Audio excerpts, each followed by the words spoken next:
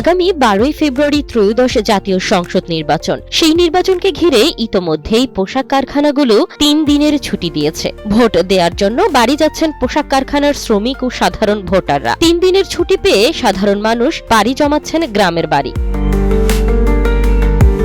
সোমবার দিবাগত রাতে ঢাকার আশুলিয়ার বাইপাল বাস স্ট্যান্ডে দেখা গেছে সাধারণ মানুষের উপচে পড়া ভিড়। গাড়ির চাপ তেমন না থাকলেও দেখা গেছে যাত্রীদেরও জনসমাগম। এদিকে ভাড়া বেশি হওয়ায় ভোগান্তি পোহাতে হচ্ছে সাধারণ যাত্রীদের। আগের ভাড়া হলো 300 টাকা, এখন তার হলো 1500 টাকা। ঠিক আছে, এটা কেমনে যাবে মানুষ? তাহলে এই 1500 টাকা ভাড়া হলো 300 টাকা, আর আপনাদের 1500 টাকা চান, তাহলে আমরা যাবো কেমনে? আর আমাদের তারিখ দিয়ে বলছে যে ভোট দিতে যান, গাড়ি ভোটে যাবো কেমনে আমরা? ঠিক আছে, আমাদের একটা মাসে 1500 টাকা ভাড়া চায়, তাহলে আপনাদের হবে কেমনে? 300 টাকা ভাড়া 1500 টাকা হয় কখনো? এটা মানুষ যাবে কেমনে? এত মানুষ, হাজার হাজার মানুষ আপনার গার্মেন্টস হয়ে আসছে আমরা, ঠিক আছে, ছুটি তো দিচ্ছে, ঠিক আছে, তারপর আমরা যাবো কেমনে আবার? এটা বলেন। ভাড়া ভাই আগের থেকে একটু বেশি, মনে করেন ঈদের সমান ভাড়া হচ্ছে। আগে ভাড়া দিতাম আমরা 600 থেকে 700, এখন 1100 থেকে 1200 টাকা ভাড়া নেওয়া হচ্ছে আর কি। তারপরেও অনেক মানুষ গাড়ি পাচ্ছে না। দরকার বললে সরকারে করে দিছে ভাড়া বেশি নিবার, আমি তারা ডাক দিন, আর নাহলে আমরা সারাইতে আমরা এমনি থাকবো। আমরা বুড়ো দিবার খেতাম না, আমরা ভাড়া বেশি দিতাম না। দেখো চা বসে দেখো সরকার কিছু সরকার আর দিব কি? সরকারই তখন ব্যস্ত আঙনে গিয়ে সরকার কইছে যে ন্যায্য ভাড়া যা আগে যা ভাড়া আছে তাই দিয়ে যাবো, বেশি চা কি করবো।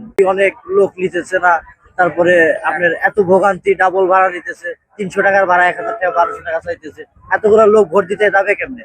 আর সরকার এমনি করে বেতনে বাজারে ছুটি দিচ্ছে, এতগুলো লোক যাইবে, গাড়ির ব্যবস্থা করেনি সরকার, তাইলে ভোট দিতে যাবে কেমনে মানুষ? আর ভোট দিবে কারে?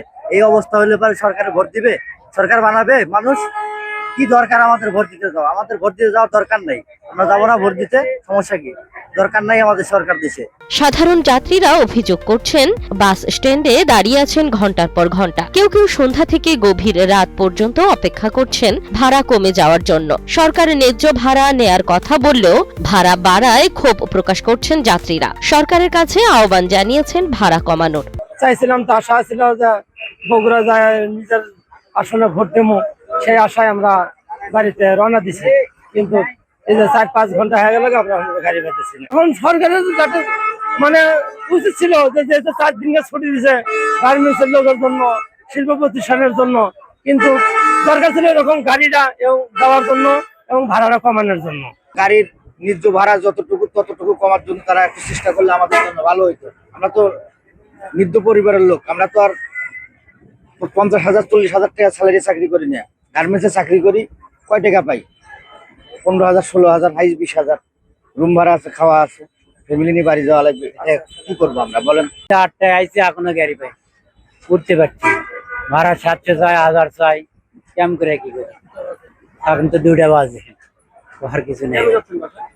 বাসায় যাচ্ছি, মনে করেন কাজ আছে, ভোটের কাজ আছে, আরো অনেক বাড়ি ব্যাপারে কাজ আছে।